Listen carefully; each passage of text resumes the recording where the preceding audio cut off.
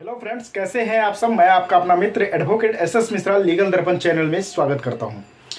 Friends, आज मैं बात करने वाला हूं कि अगर कोई व्यक्ति आपसे पैसा उधार लेता है और पैसा उधार लेने के बाद आप जब उससे पैसा मांगते हैं या उसने जिस डेट को आपको बोला था कि पैसे हम वापस कर देंगे वो पैसा नहीं देता है, आप मांगते हैं फिर भी पैसा नहीं देता है, तो उस स्थिति में पैसे उससे रिकवर करने के लिए, उससे पैसे वापस लेने के लिए आपको क्या करना चाहिए, तो इसी के बारे में कुछ जानकारी आपको देंगे। तो इसे जानने के लिए वीडियो को लास्ट तक देखें।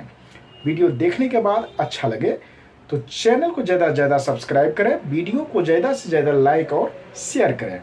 आइए फ्रेंड्स जानते हैं। फ्रेंड्स, आपसी लेन देन चलता है, सभी व्यक्तियों का पैसे को ज़रूरत होता है, सभी व्यक्तियों को एक दूसरे से पैसे लेना पड़ता है, चाहे वो फ्रेंड हो, भाई भाई हो, आस पड़ोस के व्यक्ति हो, एम्प्लॉई हो या फिर एम्प्लॉयर हो, सभी को एक दूसरे का ज़रूरत पड़ता है। यहाँ तक कि आप लोगों को पता होगा कि बैंक जितने भी हैं उस बैंक को आरबीआई लोन प्रोवाइड करता है, और कभी कभी रिजर्व बैंक ऑफ इंडिया जो सभी बैंक को लोन देता है उसको भी ज़रूरत पड़ जाता है, तो वो बैंक से लोन लेते हैं। कौन? RBI, reserve bank of India. तो जब इतने बड़े बड़े कंपनी को इतने बैंक का जो रिजर्व बैंक ऑफ इंडिया है उसको भी लोन लेना पड़ सकता है, तो हर व्यक्ति को लेना पड़ सकता है। पैसा ही है, किसी को भी ज़रूरत आ सकता है और उस समय उसको पैसा नहीं हो सकता है। तो पैसा लेने के बाद आदमी पैसा नहीं दे तो उस स्थिति में सबसे पहले आपको क्या करना है कि आप उसे एक लीगल नोटिस दे दें।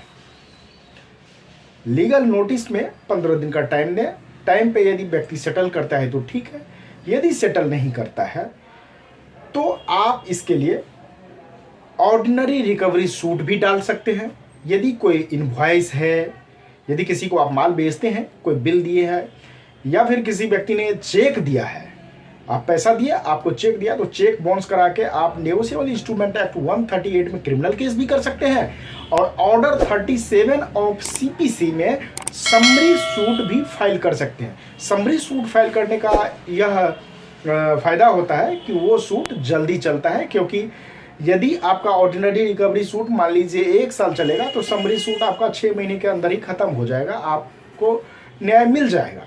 तो लेकिन समरी सूट के लिए आपके पास कोई बिल होना चाहिए, कोई हुंडी होना चाहिए या फिर कोई चेक होना चाहिए, इस तरीके से होना चाहिए, तो आप समरी सूट फाइल कर सकते हैं।